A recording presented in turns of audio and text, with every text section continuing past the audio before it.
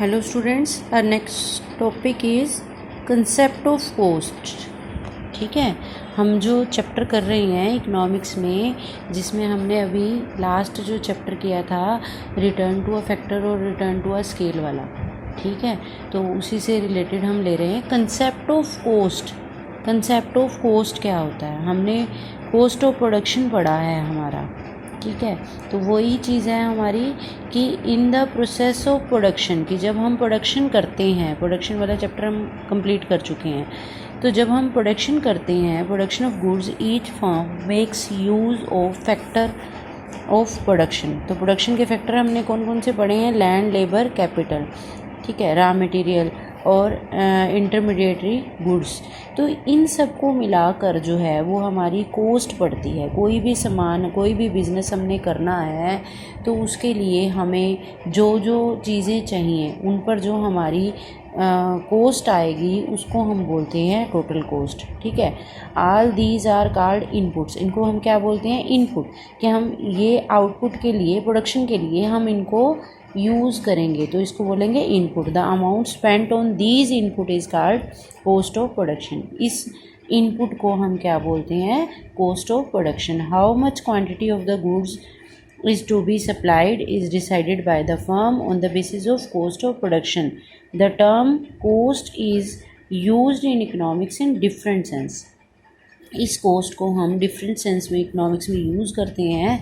जो ये coast of production का आपको यहाँ डायग्राम शो हो रहा है, इसमें जो डिफरेंट हमारी कोस्ट हैं वो शो की गई हैं, जैसे real cost, opportunity cost, money cost, explicit cost, implicit cost, total cost, average cost, margin cost. अब total cost, average cost, margin cost, ये वर्ड हम पढ़ चुके हैं, है ना, तो ये तो आप कर लेंगे. टोटल हमने पढ़ा था, टोटल प्रोडक्शन, एवरेज प्रोडक्शन और मार्जिनल प्रोडक्शन, तो यही उसी से रिलेटेड ही है हमारा, तो ये हम जानते हैं. लेकिन आज हम कर रहे हैं पहले कि कोस्ट जो इसके डिफरेंट कोस्ट हैं वो कौन कौन सी हैं. सबसे पहले हम ले रहे हैं रियल कोस्ट. रियल से क्या समझते हैं आप? कि जो हमारी वास्तविक इस पर खर्च लगा है.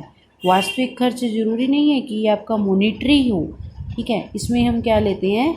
इसमें जो हमारी मेंटली, ठीक है, और जो हमारी शारीरिक जो श्रम लगा होता है उसको हम बोलते हैं रियल कोस्ट. ठीक है, तो डॉक्टर मार्शल के अकॉर्डिंग ये कंसेप्ट है हमारा रियल कोस्ट का.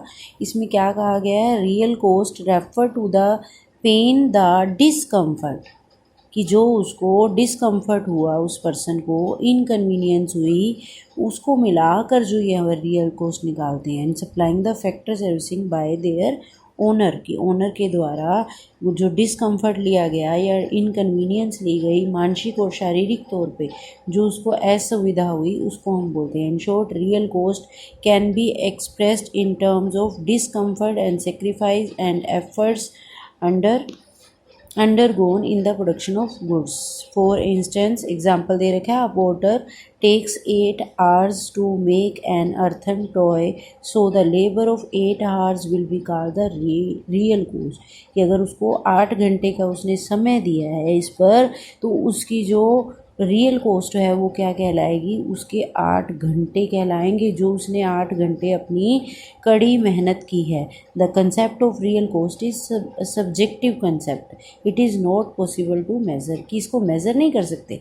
कोई भी आपको शारीरिक या मानसिक तौर पर हेल्प करता है तो उसको हम एक फील कर सकते हैं, ठीक है, लेकिन हम उसको मेज़र नहीं कर सकते, वैल्यू में उसको नहीं माप सकते. As such the concept is not given any importance.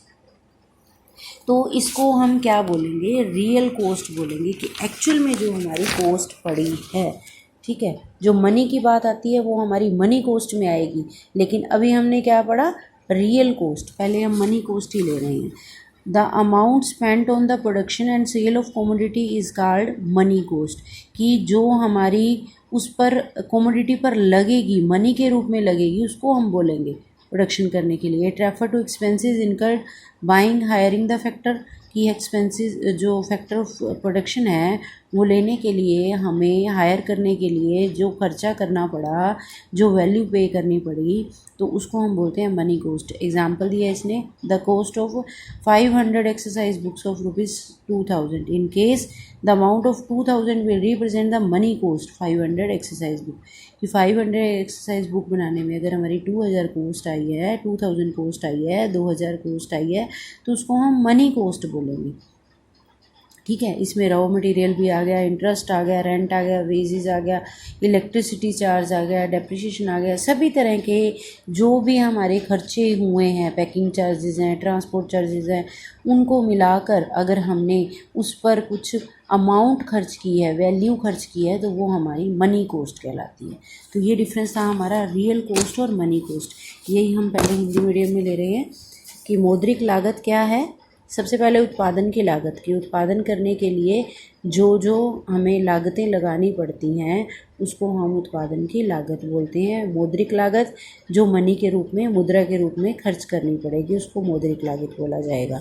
जैसे इसने कहा मजदूरी दी, वेतन दिया, बिजली का खर्च, वही जो हमने अभी पॉइंट पढ़े हैं, यातायात लागत, पूंजी पर ब्याज, ईंधन, शक्ति खर्च, इस प्रकार के जो हमारे खर्चे हुए, जो हमने टैक्सेस पे किए, लाइसेंस फीस दी, वो पैकिंग के खर्चे हुए, वो सारे खर्चे मिलाकर अगर हम उसको जोड़ लेते हैं तो वो हमारी क्या निकल आती है, मनी कोस्ट। नेक्स्ट है हमारी वास्तविक लागत। वास्तविक लागत पढ़ी थी हमने रियल कोस्ट, कि किसी वस्तु या सेवा को उत्पादन करने के लिए जो शारीरिक या मानसिक प्रयत्न करने पड़ते हैं, जो त्याग करना पड़ता है, वह उस वस्तु या सेवा की वास्तविक लागत कहलाती है। किसी वस्तु या सेवा का उत्पादन करने के लिए वास्तविक लागत वह है जो उत्पादन के साधनों के स्वामी द्वारा उनकी पूर्ति करने के लिए जो दुख, तकलीफ, कष्ट, परेशानी उठानी पड़ी। जैसे इसने फिर यहाँ पर एक बढ़ई का एग्जाम्पल दिया है कि अगर वो 10 घंटे परिश्रम करता है तो मेज़ की वास्तविक लागत जो है वो क्या है, उसके 10 घंटे हैं जो मेज़रेबल नहीं है, मीन्स उसको हम माप नहीं सकते। तो अर्थशास्त्र में वास्तविक लागत की धारणा को अधिक महत्व नहीं दिया जाता, क्योंकि ये सिर्फ सब्जेक्टिव कंसेप्ट है, भावगत है, जिसे मापना संभव नहीं है। इसमें और कोस्ट तो देखी जाएंगी, लेकिन रियल कोस्ट को महत्व नहीं दिया जाता इकोनॉमिक्स में। हालांकि रियल कोस्ट जो है हमारी कोस्ट, एक्चुअल कोस्ट तो वही होती है, लेकिन इसमें हम इसको मेज़र नहीं कर सकते। ठीक है, तो आज हमने ये 2 ही कोस्ट की हैं। नेक्स्ट जो है वो हम नेक्स्ट के लेक्चर में लेंगे। ये 2 कोस्ट में अगर आपको कोई भी डिफ़िकल्टी है, कोई भी प्रॉब्लम है, तो आप बता सकते हैं। Thank you, have a nice day.